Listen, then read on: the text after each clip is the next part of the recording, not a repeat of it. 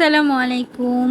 আজকের এই বৃষ্টিময় দিনে কে কে খিচুড়ি রান্না করেছেন বলে যান তো।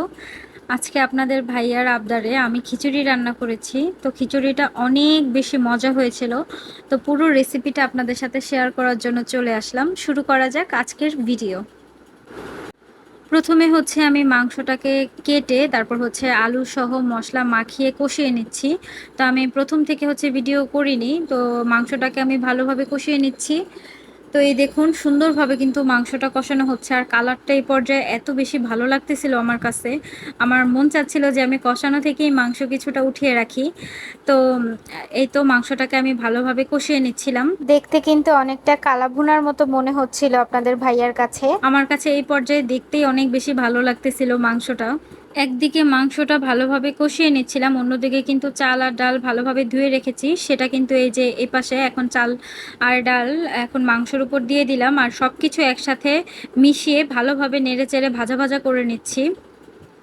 তো ভালোভাবে ভাজা ভাজা হয়ে গেলে এখন হচ্ছে আমি মেপে রাখা পানিটা অ্যাড করে দিলাম, আর হচ্ছে বলক আসা পর্যন্ত অপেক্ষা করলাম, তারপর হচ্ছে আমি এটা ঢেকে দিব। এই তো ভালোভাবে মিশিয়ে লবণটা কিন্তু আমি একবারেই দিয়ে দিয়েছি, এখন আর লবণ তেমন একটা অ্যাড করলাম না। তো এখন হচ্ছে আমি এই পর্যায়ে ঢাকনা দিয়ে ঢেকে দিব। আর অন্যদিকে আমি কিছুটা মাংস ভুনা করে নিচ্ছিলাম। আমার হাজব্যান্ড আবার যে কোনো কিছুর সাথে একটু ঝোল ঝোল খেতে পছন্দ করে। তো দেখুন ওয়েদারটা কি সুন্দর, এরকম ওয়েদারে কি খিচুড়ি না খেয়ে থাকা যায় বলেন তো। আর আমাকে একটু জানাবেন যে বৃষ্টি হলেই কেন খিচুড়ি খেতে ইচ্ছে করে, আর বৃষ্টির সাথে খিচুড়ির কি সম্পর্ক। তো ওয়েদারটা দেখে আমারও ইচ্ছে করলো যে ঠিক আছে, হাজব্যান্ডের যেহেতু আবদার বানিয়ে ফেলেই খিচুড়ি।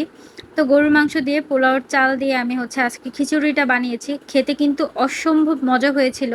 আমার হাজব্যান্ডও অনেক তারিফ করেছে যে খেতে অনেক বেশি ভালো লেগেছে। আমার কাছেও আজকে খিচুড়িটা অনেক বেশি মজা লেগেছে। তো এদিকে হচ্ছে খিচুড়ি কিন্তু রান্না হয়ে গিয়েছে, অপরদিকে হচ্ছে আমি খাবার সব গোছাবো। তো এদিকে আমার গরুর মাংসটাও সুন্দরভাবে রান্না হয়ে গিয়েছে। আমি খুবই অল্প পরিমাণে রান্না করেছি, যেহেতু গরুর মাংস দিয়ে খিচুড়িটা রান্না করলাম।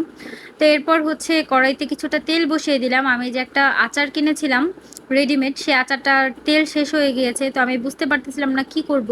তো আমি ভাবলাম যে ঠিক আছে, তেলটা একটু গরম করে তেলের ভিতর সম্পূর্ণ আচার দিয়ে একটু নাড়া দিয়ে দিব।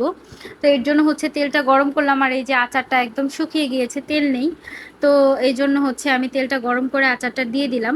এবার আচারটাকে একটু নেড়েচেড়ে মিশিয়ে চুলোটা আমি অফ করে দিব। আমি জানি না এভাবে কি আচারে তেল দেওয়া যায় কিনা, কিন্তু আমি যেহেতু কারো কাছে জিজ্ঞেস করতে পারিনি, তাই আমি এইভাবেই হচ্ছে করে নিলাম।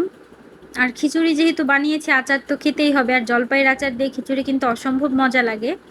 তো এই তো এদিকে হচ্ছে আমার আচারটাও রেডি হয়ে গেল। রুমে এসে জানালা দিয়ে দেখলাম পরিবেশটা খুবই ভালো লাগতেছিল, মেঘলা মেঘলা দিন, আর বৃষ্টি কিন্তু প্রচুর হয়েছে। এখন বৃষ্টিটা থেমেছে, কিন্তু আকাশটা মেঘ জমা হয়ে আছে। এদিকে আপনাদের ভাইয়াও ফ্রেশ হয়ে গিয়েছে, তো আমি সবগুলো খাবার রুমে নিয়ে এসেছি, এখন হচ্ছে বাড়বো। তো আমি দেখাচ্ছিলাম যে এই যে আমার আচারটা একদম রেডি। তারপর হচ্ছে মাংস রান্না করেছি যে ভুনা ভুনা করে, সেটাও আমি নিয়ে এসেছি। তো মাংসটা আমরা আজকে আর খাবো না, মাংস দিয়ে যেহেতু খিচুড়ি রান্না করেছি, তো খিচুড়িটাই এত মজা হয়েছিল যে আর মাংসর ঝোলও নিতে হয়নি। তো এই তো আমার খিচুড়িটা কিন্তু খুব সুন্দরভাবে রান্না হয়ে গিয়েছে। এখন হচ্ছে আমি আপনাদের ভাইয়ার জন্য প্রথমে বাড়বো। আপনারা কিন্তু কমেন্ট করে জানাতে পারেন যে আমার খিচুড়ি রান্নাটা আপনাদের কাছে কেমন লেগেছে, দেখতে কেমন লাগতেছে। তো এখন হচ্ছে খাবার বাড়া শেষ, আমি আর আপনাদের ভাইয়া এখন খাওয়া শুরু করব। তো খিচুড়িটা কিন্তু আমাদের কাছে অনেক বেশি মজা লেগেছিল, আর বৃষ্টির দিনে খিচুড়ি মানে অন্যরকম একটা আনন্দ।